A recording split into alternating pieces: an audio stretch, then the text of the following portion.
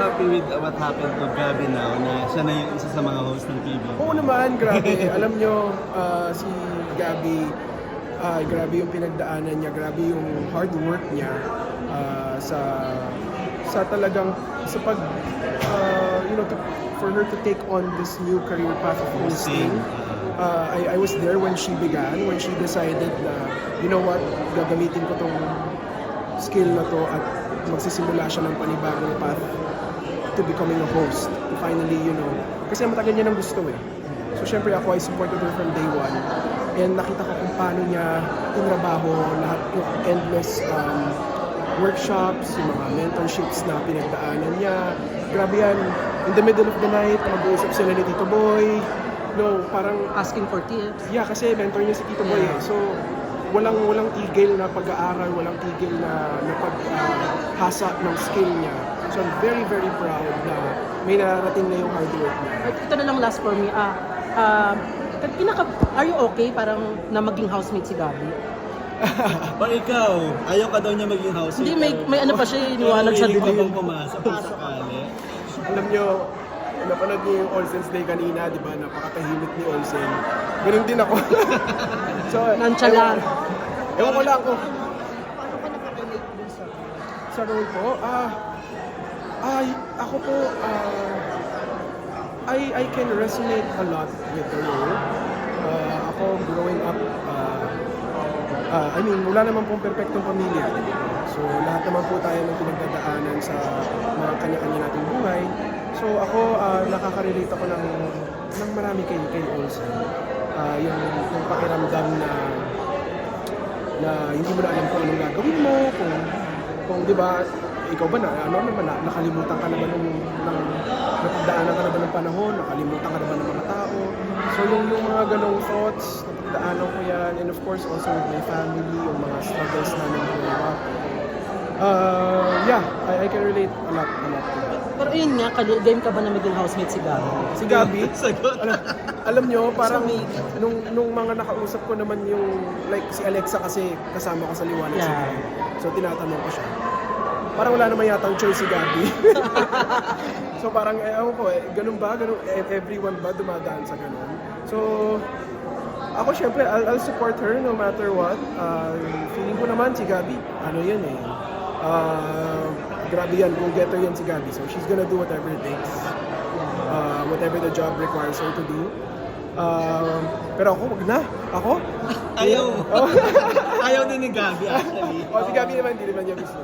Si Direk JP, share niya tong story na ito. Hindi lang sa akin, kundi sa ating lahat. Kasi nung panood ko na siya in its entirety, parang isa siyang reminder kung ano ba yung mga mahalaga sa buhay.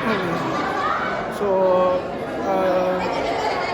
ako pagtapos ng pelikula, paglabas ng sinihan, yun yung mensahe ng buong pelikula para sa akin. Parang sa dami ng problema natin sa mundo, lalong-lalo na ngayon, ang dami nangyayari. Simple lang naman yung mga mahahalaga sa buhay. At hindi naman mahirap, maalala yun. Minsan, kailangan mo lang talagang, just to take a step back, to stop, smell the roses, and be grateful with what we have. Remind ourselves that,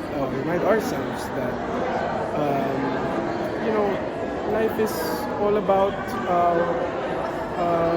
who we do this for.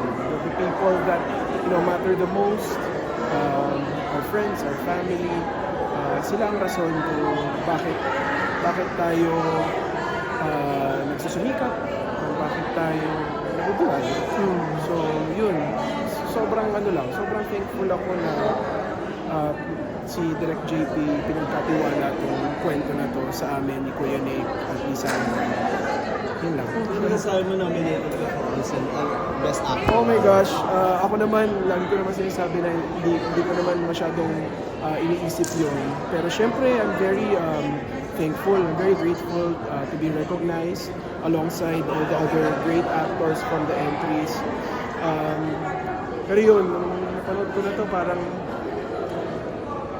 nung nakita ko yung reaction ni Direk JP, kasi nga very personal sa kanya.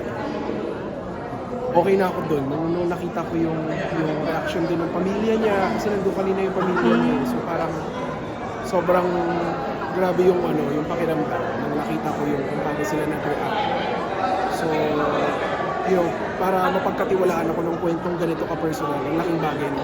And nabigyan mo ng hustisya yung character. Salamat, maraming salamat. As an actor, ano pakiramdam mo kapag nakikita mo yung mga tao umiiyak din sa eksena mo? Minsan, syempre, napaka-overwhelming nung feeling na yun di ba? Parang, as much as I want to not only enjoy the film, but also, watch myself and watch the story, you can't help but notice also the people and how they react to the scenes. And syempre, syempre, somehow nakaka-proud na yun naman yung purpose nung nung paggawa ko ng sining na magkwento.